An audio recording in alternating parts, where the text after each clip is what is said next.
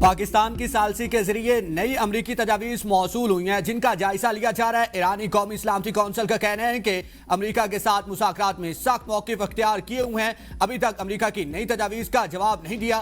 ایرانی قوم کے مفادات کا ہر قیمت پر دفاع کیا جائے گا جب تک دشمن بحری ناکہ بندی جاری رکھے گا۔ ابنۂ ہرمز کی بندش جاری رہے گی۔ جو جہاز بھی ابنۂ ہرمز سے گزرے گا اسے فیس دینا ہوگی۔ ابنۂ ہرمز میں جہازوں کی آمد و رفت ہماری مقرر کردہ راستوں کے مطابق ہوگی۔ ایرانی نائب صدر محمد رضا عارف کا کہنا ہے کہ ابنۂ ہرمز کے انتظام کی ذمہ داری ایران کے پاس ہے۔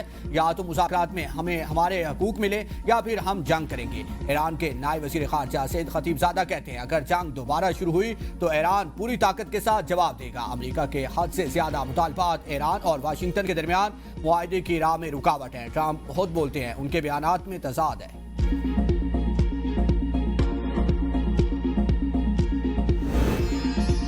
ایران امریکہ مذاکرات پیر کو پاکستان میں ہونے کا امکان۔ امریکی میڈیا نے دعویٰ کیا ہے کہ وفود کی آمد کا سلسلہ آج صبح سے شروع ہو جائے گا۔ وفود کی آمد کے حوالے سے متعلقہ اداروں کو آگاہ کر دیا گیا۔ سیکیورٹی ہائی الرٹ، اہم شاہراہوں پر اضافی نفری تعینات، ایلیٹ کمانڈوز اور تربیت یافتہ سنائپرز بھی ڈیوٹی پر معمور۔ شہر کے تمام داخلی اور خارجی راستوں کی کڑی نگرانی، سخت چیکنگ کے ساتھ داخلی پوائنٹس پر سیکیورٹی مزید بڑھا دی گئی۔ راولپنڈی، اسلام آباد میں بازار، شادی ہالز، ہوٹلز بند کروانے کے حوالے سے تاحال کوئی فیصلہ نہیں کیا کہ لاک ڈاؤن کی خبروں میں صداقت نہیں ہے۔ شہری افواہوں پر یقین نہ کریں۔ ڈپٹی کمشنر راولپنڈی کا کہنا ہے کہ لاک ڈاؤن کے حوالے سے فیصلہ ہوا تو باقاعدہ نوٹیفیکیشن جاری کیا جائے گا۔ ضلعی انتظامیہ اسلام آباد کی جانب سے بھی خبروں کی سختی سے تردید۔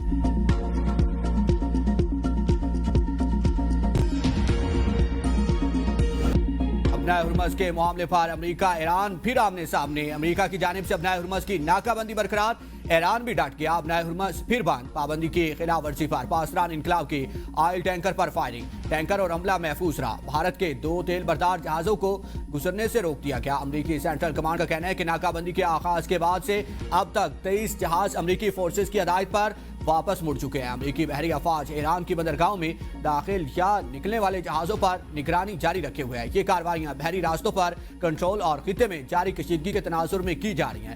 ترجمان پاسداران انقلاب کے مطابق امریکہ نے یقین دہانی کے باوجود ایرانی بندرگاہوں کی ناکہ بندی جاری رکھی۔ امریکی ناکہ بندیوں کی آڑ میں سمندری قزاقی بحری چوری کی کارروائیاں کی جا رہی ہیں۔ ابنۂ ہرمز ایران کی مسلح افواج کے سخت کنٹرول میں ہے۔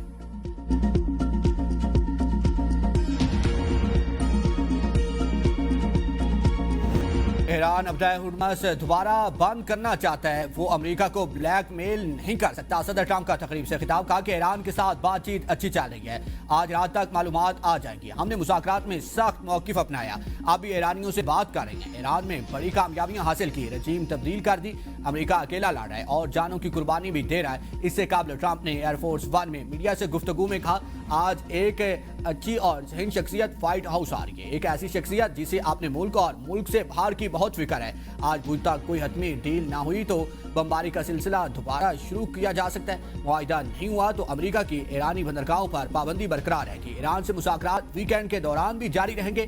بہت جلد ایران کی یورینیم امریکہ لائیں گے۔ ایران کے پاس کبھی جوہری ہتھیار نہیں ہوتے۔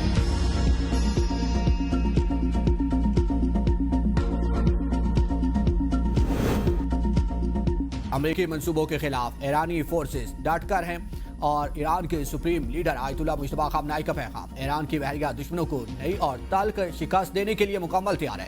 کچھ طاقتیں ایران کو تقسیم کرنا چاہتی ہیں، ہماری فوج سرحدوں کی بہادری کے ساتھ حفاظت کاری ہے۔ ایرانی صدر مسعود پزشکیان کا کہنا ہے ایک حکومت کے لیے ایٹمی ہتھیار اور دوسری پر جنگ مسلط کرنا کیا عالمی رہنماؤں کا ضمیر مر چکا ہے؟ ایرانی عوام کو امریکہ پر اعتماد نہیں، حقوق برابر رہنے چاہیے۔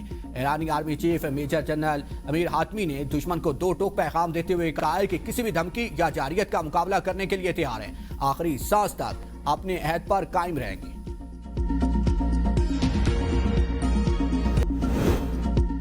فیلڈ مارشل سید عاصم منیر اور وزیر داخلہ محسن نقوی کا ایران کا 3 روزہ سرکاری دورہ مکمل۔ ایرانی صدر ڈاکٹر مسعود پزشکیان سمیت اعلیٰ قیادت سے اہم ملاقاتوں میں علاقائی صورتحال پر تبادلہ خیال کیا گیا۔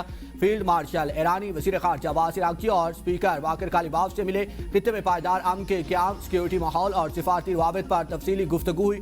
فیلڈ مارشل نے کشیدگی میں کمی، مذاکرات اور مسائل کے پرامن حل پر زور دیا۔ مشرق وسطیٰ تنازع کے حل کے لیے پاکستان کے کردار اور امن کے فروغ کے عزم کا اظہار کیا۔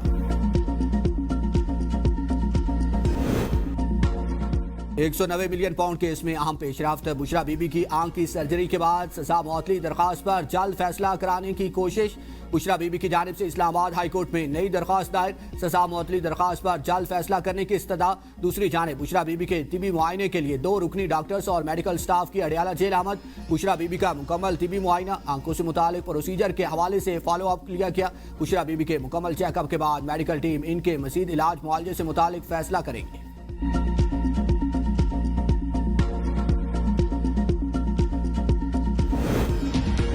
پنجاب کی تاریخ میں پہلی بار 1217 مراکز صحت کی ری ویمپنگ مکمل، کلینک آن ویل پر 1 کروڑ 82 لاکھ مریضوں کا علاج، 70 لاکھ الٹرا ساؤنڈ، 12 لاکھ بچوں کی حفاظتی ٹیکے لگائے گئے۔ وزیر اعلیٰ پنجاب کی زیر صدارت خصوصی جائزہ اجلاس، مریم نواز کی ضلعی اسپتالوں میں اسٹروک مینجمنٹ سینٹر کے قیام کے لیے اقدامات کی ہدایت، مراکز صحت کی ری ویمپنگ رواں سال مکمل کرنے کا حکم۔